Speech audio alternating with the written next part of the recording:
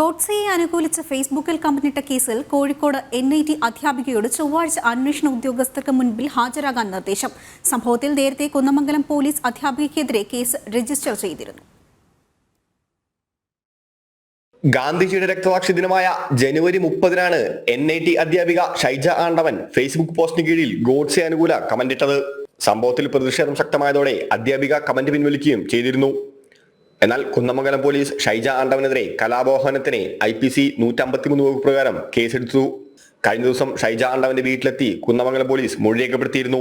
തുടർന്നാണ് ഈ മാസം 13-ന് അന്വേഷണ ഉദ്യോഗസ്ഥർക്ക് മുൻപിൽ ഹാജരാകാൻ നോട്ടീസ് നൽകിയത്. അതേസമയം സംഭവത്തിൽ NIT രൂപീകരിച്ച കമ്മിറ്റിയും അന്വേഷണം തുടരുകയാണ്. ഈ കമ്മിറ്റി റിപ്പോർട്ടിന്റെ അടിസ്ഥാനത്തിലായിരിക്കും അധ്യാപികക്കെതിരെ നടപടി തീരുമാനിക്കുക. വിഷയത്തിൽ അധ്യാപികക്കെതിരെ ABP ഉൾപ്പെടെയുള്ള വിദ്യാർത്ഥി സംഘടനകൾ നേരത്തെ രംഗത്ത് വന്നിരുന്നു. ജനം, കോഴിക്കോട്.